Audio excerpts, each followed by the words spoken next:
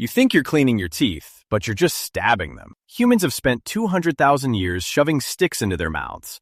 Yet, 90% of us still perform this ritual with the grace of a toddler using a bayonet. We observe this primal instinct unfold constantly in the corners of high-end bistros and dimly lit dining rooms, right after a microscopic shard of peppercorn has lodged itself between the molars. It feels like a tectonic plate shift in the skull. Let's pull back to a tight 4K focus on the modern human's weapon of choice, a standard wooden toothpick. Notice the microscopic splinters catching the ambient light. Listen closely for that dull, terrifying click as the human attempts to wedge this blunt instrument into a rigid 0.2 millimeter gap. The visible tension in the jaw tightens as the cheek is aggressively pulled back by a trembling index finger to fully expose the microscopic war zone. The human pauses, blinking. Is it out? No, I just pushed it deeper. I'm literally trying to perform amateur surgery with a piece of a tree. If I use my tongue one more time, I'm going to look like I'm having a stroke. If I snap this brittle wood in my gums, I will have to move to a different state and change my identity.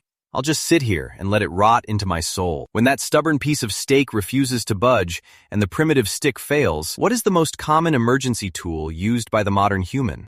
Is it option 1, the sharpened corner of a business card? Option 2, a strategically bent paperclip? Or option 3, the classic pinky nail hook maneuver? 3, 2, 1. The official engineering manual answer is actually option 4, the calibrated interdental sweep. This involves choosing a specific wire size based entirely on the unique interproximal space geometry of the gap. The American Dental Association notes that the official method requires actually measuring these gaps first. We operate under the assumption that an indiscriminate piece of wood does the job, but official dental guidelines classify wooden picks as completely passive and highly destructive.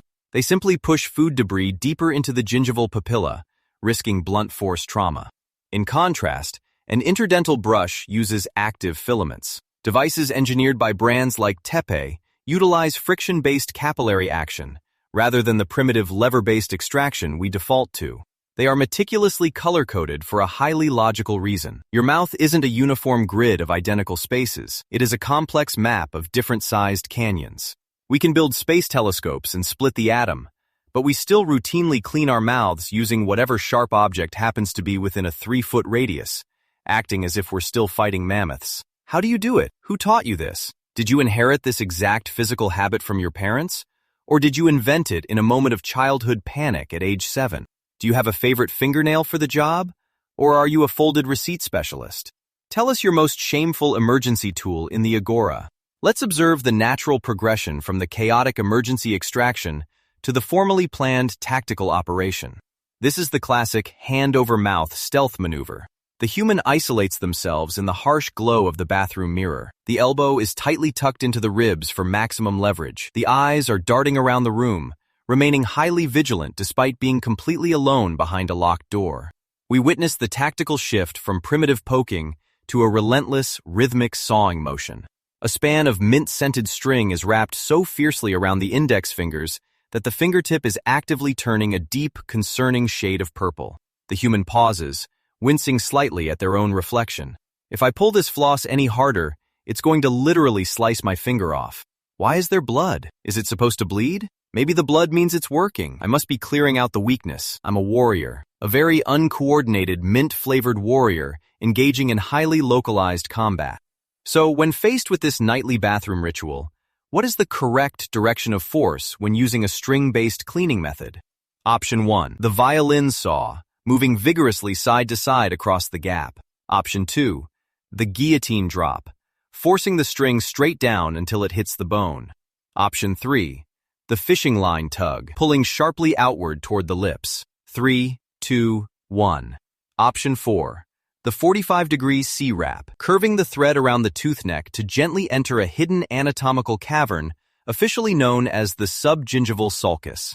According to the Journal of Clinical Periodontology, that frantic side-to-side sawing motion does absolutely nothing for the biofilm actually hiding beneath the gum line. The C-wrap is the exact mechanical technique required to reach the designated blind spot, which is precisely where 80% of cavities silently originate. Furthermore, looking at the product engineering, unwaxed floss was deliberately designed to physically expand when it gets wet, increasing its surface area to effectively sweep the tooth structure. Yet, millions of humans instinctively gravitate toward waxed floss, simply because it slides between teeth easier, completely bypassing the functional necessity of friction. We habitually default to playing the tooth violin until our gingival tissue screams in protest, treating our sensitive gums exactly like a piece of firewood we're trying to forcefully saw in half. Meanwhile, the official biological design mandates a gentle hugging method, where the floss elegantly yields to form a soft, sweeping U-shape around the enamel. So, let us enter the agora on this one. How do you do it? Who formally taught you how to operate this heavily engineered string? Was it a brief 30-second lecture from a distracted hygienist back in 1998? Or did you simply observe your dad aggressively sawing away once and blindly hope for the best? Did you inherit this exact physical technique from your parents? Or did you invent it in a moment of childhood panic at age 7? Then comes the aftermath, the post-game inspection. The posture completely changes as you lean heavily over the porcelain sink. You pull your upper lip up with a trembling index finger, leaning in so incredibly close to the glass that the mirror physically fogs up from your breath. Your eyes dart frantically across the raw, slightly inflamed gum line under the harsh, unforgiving fluorescent lighting. Then comes the grand finale, that aggressive, high-pitched suck whistle through the front teeth, creating a localized vacuum to blindly test for clear airflow. Did I get it? It feels empty. Wait, let me just grab that piece of used string from the rim of the trash can and sniff it. Oh God, why did I do that? Why do humans do that? I am a profoundly disgusting creature, and I must take this dark secret to the grave. When the excavation is finally over, how do you verify that the interdental space is officially clean? Option 1. The sniff test, using olfactory confirmation to evaluate the scent of your own extracted debris. Option 2. The mirror pucker, relying on pure visual confirmation while contorting your face in the glass. Option 3. The tongue sweep, employing tactile confirmation to blindly feel around for leftover fragments. 3, 2, 1. Option 4. The acoustic squeak, using friction-based feedback to confirm the absolute removal of the pellicle layer.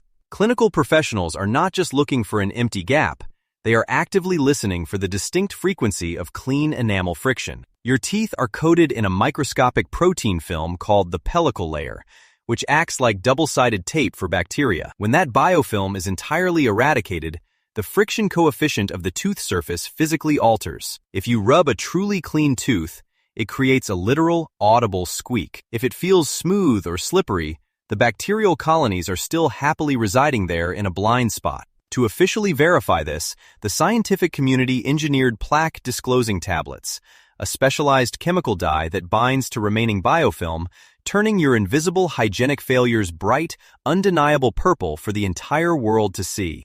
Yet, instead of utilizing chemical dyes or acoustic friction, we rely on our own bizarre instincts. We are the only species on Earth that actively checks its own trash to see if we're healthy. The official way requires a multi-sensory audit of friction coefficients. The human way is executing the shameful, secret sniff of a frayed piece of debris. Be absolutely honest with yourself. Do you perform the sniff test? Is checking the scent of your own dental work a primal evolutionary instinct to monitor for decay, or just a deeply weird habit you developed in isolation? How do you do it? Who taught you this? Did you inherit this from your parents? Or did you invent it in a moment of childhood panic at age 7? It is time to step into the light. Let's settle the scent versus squeak debate in the agora. At the end of the day, normal is just whatever you can get away with before your next dentist appointment. The official way is a highly engineered ideal, but the human way is a chaotic struggle for survival against a piece of popcorn. Are you a picker, a sacker, or a squeaker? Reveal your ritual below.